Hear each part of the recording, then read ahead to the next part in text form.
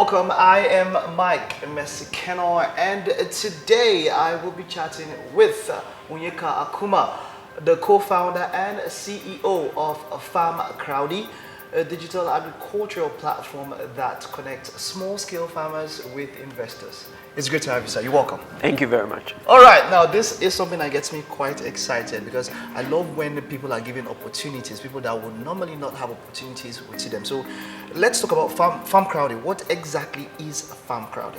All right, thank you. Farmcrowdy is a digital agriculture platform that connects small-scale farmers with investors. We like to call our investors sponsors. So there are three big problems that small-scale farmers, 38 million of them, face in Nigeria today. Okay. One is access to funds, capital, because a small-scale farmer that goes to the bank is not really able to fit the portfolio of a person that can access loan from the bank. Two is, even if they get the funds they need to work on their farms, they don't have the technical know-how to expand on the extra land they have. Okay. And then three is, when they solve those two problems and they're able to produce at the end of the harvest season, the farmers don't know the best market to sell their farm produce distribution in order to get a decent margin. So that's one side of the divide. The second side of the divide are regular Jews, middle-class Nigerians that are excited about investing in agriculture, but don't know the farmers they can trust, don't know the farmers that they give their monies to, and at the end of the farming season are able to get something in return. So we decided to build Farmcrowdy to connect these two sets of people. Yeah. And the idea in itself is such that you come on a website, and just like an e-commerce regular website you go to, you select between maize, rice, cassava, and soya beans farms, including chicken farms, that you want to invest in. And what you do is, when you sponsor any of those farms, you've provided for the farmer his input in form of seed, fertilizer, labor. In addition to that, you're able to give us the strength to get technical field specialists to work with the farmer to scale his operations, and in turn we're also able to tidy up the market for the person to sell his farm produce at harvest, so that the farmer earns a decent margin. At the end of the cycle, the sponsor gets his money back plus a return after the harvest, and then we keep some percentage. Good. Now I'll get to where I talk about how well or how financially viable Farmcrowdy has been so far, but then what was the inspiration behind you deciding to start Farmcrowdy? Okay, so I've had some background working with a couple of startups in Nigeria, the likes of Jumia, Konga, Wakanao, and a couple of organizations, the GTVs and Deloitte. And in doing my work around these organizations, from leading marketing there to being responsible for technology, I found out that there were some sectors that were pretty much abandoned. And not much had been done in those sectors regarding the implementation of technology solutions to make things better. One of it was agriculture. Okay. And very key for me making this decision was the fact that around 2015, when the current administration in Nigeria got into place, they were telling people to invest in agriculture, invest in agriculture. And everybody was like, okay, I want to invest in agriculture, but who's the farmer I'm going to work with? Now, this informed the decision around timing for us that made me also wanting to invest in the farmer, but I wasn't sure about the farmer I was going to work with. In doing my research, I then noticed the farmers had these problems, investors also had these problems, and so we decided to build that platform to then connect both sides. So more or less the reason was you wanted to meet a need. A need, that a problem that I also had. That you also had. Yes, which was investing in agriculture but not knowing the farmers I could work with. That you could work with. Okay, cool. So now let's see now, so far, you're talking about the modus operandi, how it works. How have the business, has it been impacted financially? Would you say that there's a growing need for agriculture, we know, and all of that, but then would you say that so far it is profitable? Yes, agriculture is a very profitable venture, but the only thing that makes it different from most sectors is the time you have to wait for you to plant and then expect your harvest. Two is dealing with the risk of, it's nature. You're dealing with the risk of planting. That's one thing we also have to talk about. Yes. How do you sort that out? How do you deal with those things when they come? Because we don't plan them. Rain could come. Yes, we need the rain, but then what if it's a flood? Wipes out all the produce and all of that, fires and all of that. How do you deal with that? So what we do is we've had over 1,200 sponsors that have come on our platform. 1,200? Yeah, I've generated close to ₦1 billion already. Over the course of how long? Over the course of 17 months. 17 months? Yeah, wow. Since we've launched. And this has allowed us work in around 9 states in Nigeria. Lagos, Kaduna, Plateau, sorry, I said Anambra, Akwa Ibom, Edo State, Kwara State, Ogun, Osun, or your state. Right. These are states we've been able to touch. And in doing our work, certainly, so we've noticed how much insurance is good and it's needed for us to protect the capital we put into the farms we work on. So what we've done is, when you sponsor a farm, about 4% of what you're sponsoring with is taken out to cover your capital, so that what you're bringing in through our platform takes care of these eventualities if they come, where there's a flood or there's some disaster, or even if you're sponsoring a poultry bird and the poultry bird dies within the cycle, the insurance cover is able to protect your capital. In addition to that, it's also yield insurance that protects your return also to a great extent. Services are offered by Farmcrowdy? No. We partner with organizations, so the likes of Leadway Assurance, or AXA, Mansard, Nisal, all of these guys are the ones that provide the cover for us. They provide it for Farmcrowdy, and in turn we provide it to our sponsors, so that the investment going into the farm is protected, and also the expected return, which is as a result of the yield from the farm, is protected to a great extent. Right, now let's talk about return on investment, because it's been said that that the return on investment is quite high when you have to work with Farmcrowdy.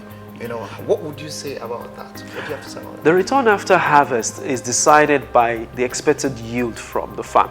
So we do an average of right now we do an average of between 6 and 15% between periods of 4 to 12 months, depending on the farm type you pick. So for instance, if you're sponsoring a poultry bird farm, what you'll be doing is providing, say, for us, an average of around 15% profit at the end of the cycle, which is then splitted on a 40-40-20 ratio, where you as the sponsor gets 40% of the profit, which is 6%, and then the farmer gets 40% of the profit, which is another 6%, and then we get 20% of the profit, which is 3%. So that in itself then becomes a total of 15%. But if you move from poultry, which is pretty much a 4-month cycle, to say cassava is a 12-month cycle, and the yield on cassava is different from the yield on poultry. So a cassava farm can yield as much as 20 tons per hectare, versus maybe a maize farm that will yield between 3 and 5 tons per hectare. That in itself informs how much we're able to now promise a sponsor at the end of the cycle.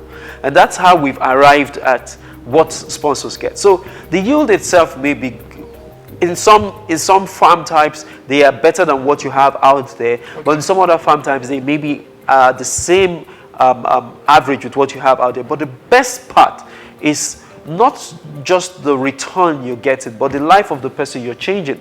Because as much as you're making a return after harvest, there's the impact you will have in the lives of the farmers that we work with, where they're able to grow their income by an average of 80% annually because of your involvement with us.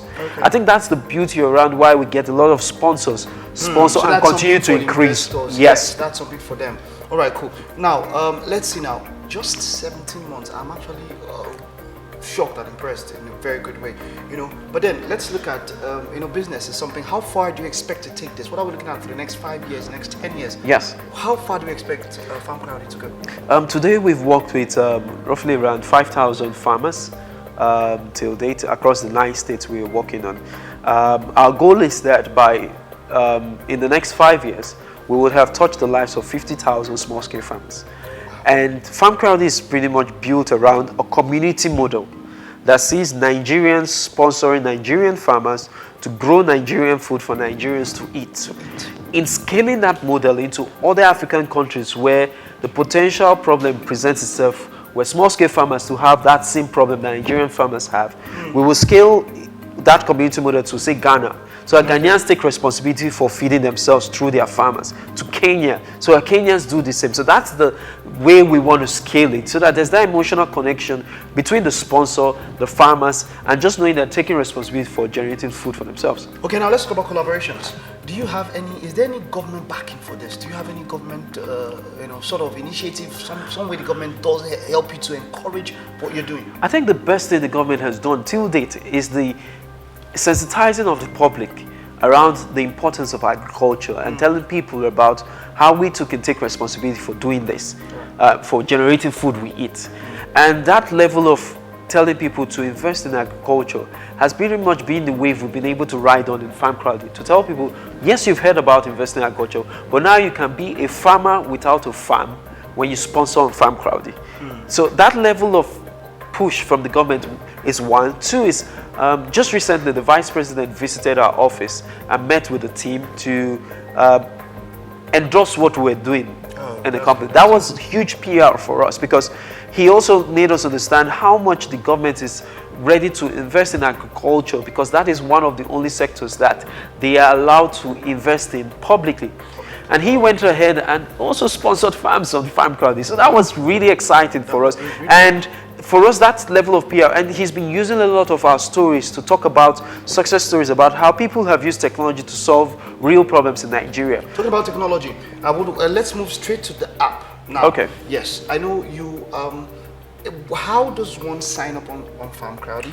Is the app the only means by which one can sign up? And then now you know that we have a lot of farmers that might not be literate, because you know it's the grassroots and all of that.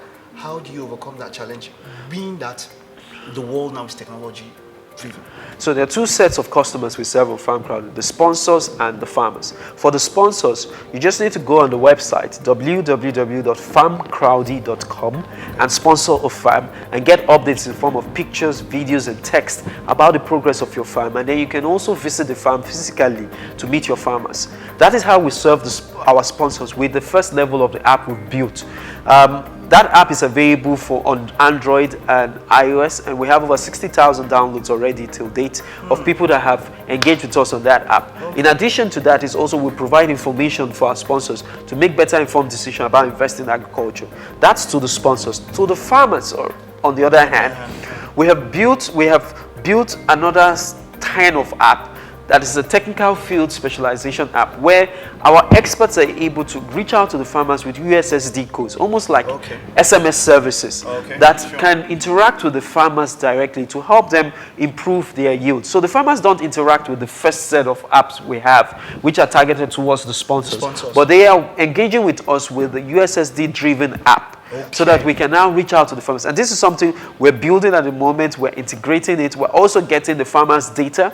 And so this is how much we have used technology to reach out to the farmers with a mobile app. And so that's something we are building at the moment and just engaging with the farmers over time. Wonderful, wonderful. I am actually very, very impressed. Now, let's see.